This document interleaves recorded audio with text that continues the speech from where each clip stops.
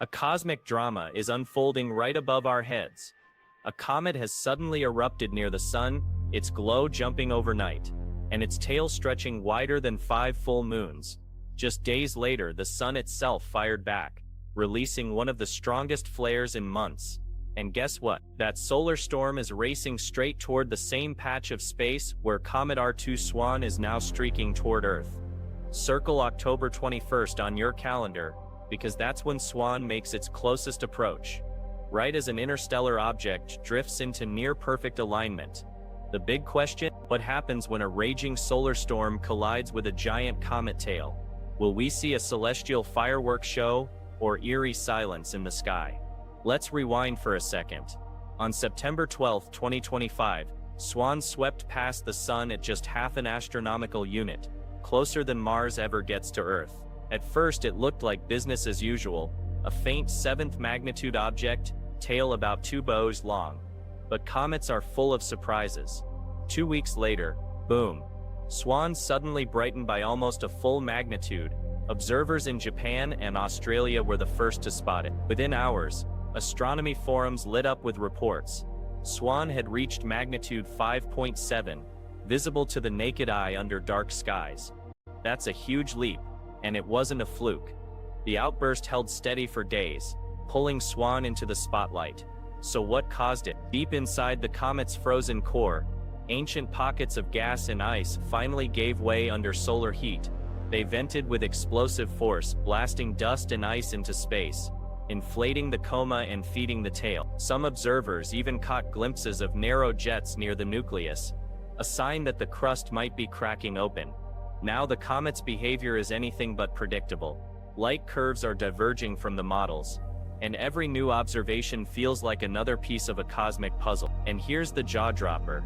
Swan's tail is now a colossal ribbon of light, stretching over 2.5 across the sky. That's the width of 5 moons lined up side by side. For backyard skywatchers, this changes everything. Swan isn't just a fuzzy smudge anymore. It's a visible structure. Binoculars revealed delicate streamers of dust, rippling patterns, and the faint electric blue shimmer of its ion tail being sculpted by the solar wind. The dust tail fans out wide and slow, while the ion tail twists, bends, and sometimes even snaps away. It's not just beautiful, it's live physics playing out across the night sky. What makes Comet Swan so thrilling right now isn't just its sudden brightness, it's the way the tail itself is alive with motion. Watch it from one night to the next and you'll see the difference. A plume fades, a streamer bends, a fresh jet flares up from the nucleus. It's like the sky is sketching a new painting every evening. All across the world, amateur astronomers are stepping up. From South Africa to Argentina, from Australia to Chile, observers are stacking images, trading notes, and posting time-lapse videos that reveal the tail shifting hour by hour. Some even report subtle changes in color, the dust tail glowing golden, while the ion tail shines icy blue. Together they tell the story of chemistry in action, the comet's frozen ingredients cooking under the sun's relentless heat. And just as Swan was starting to command the stage, the sun made its move. On September 28th, at exactly 0843 UTC, an M6.4 class solar flare erupted, the strongest flare in months. Until then, solar activity had been surprisingly calm, with satellite monitors showing almost no spikes. Then suddenly, the charts lit up like a heartbeat skipping a beat. Within minutes, data from NASA's Solar Dynamics Observatory in ESO confirmed what scientists feared.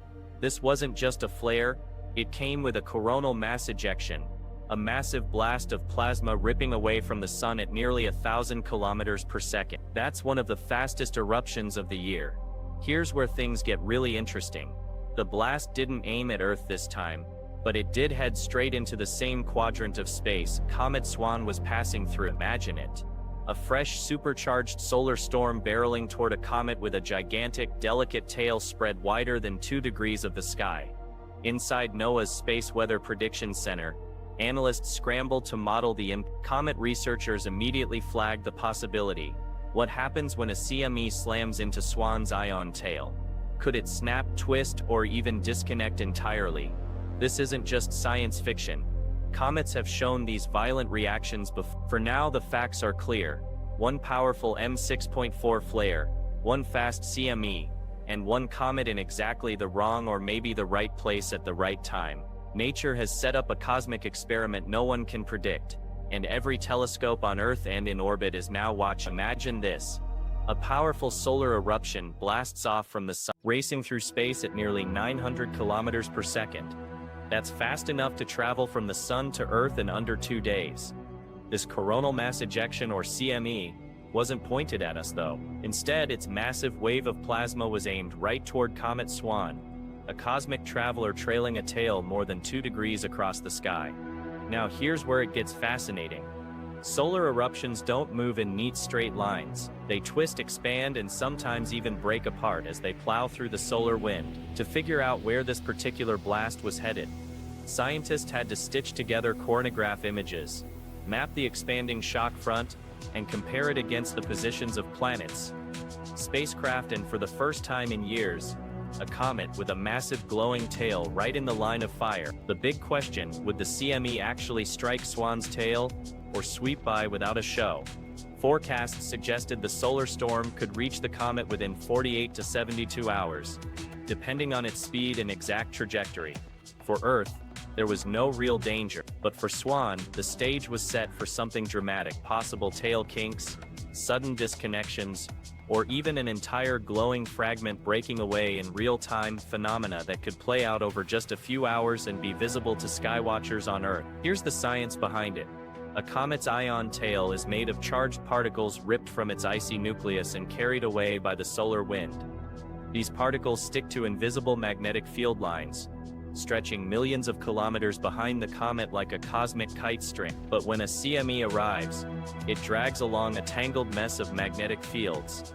If those fields happen to be oriented southward, opposite to the comet's normal alignment, something incredible happens.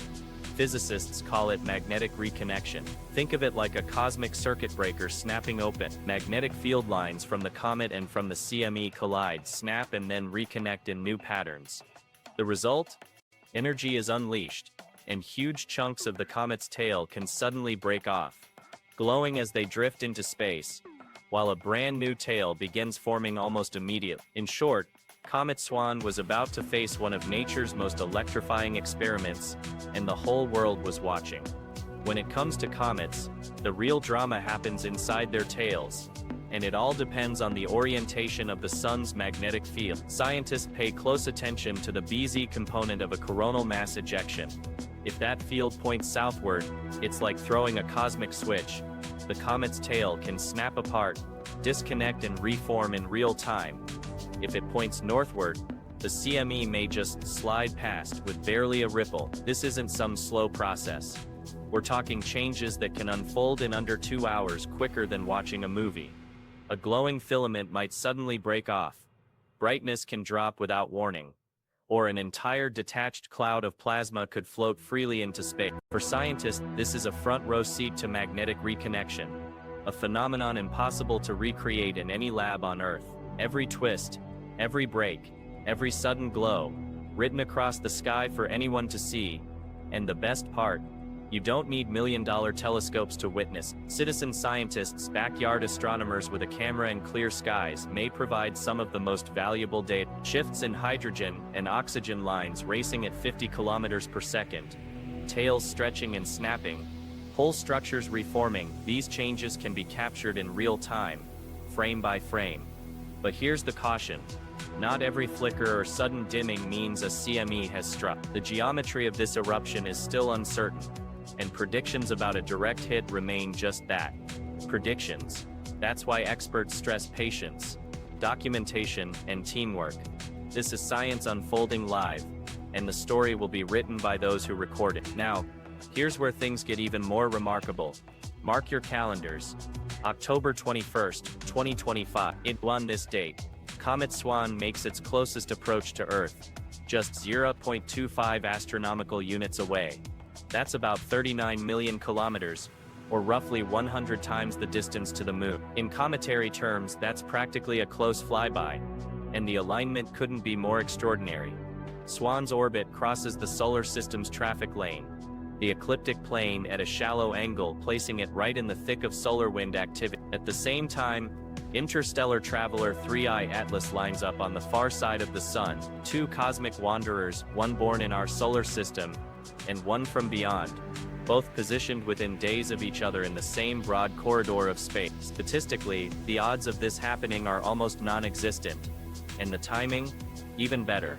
October 21st brings a new moon, giving us the darkest skies of the month.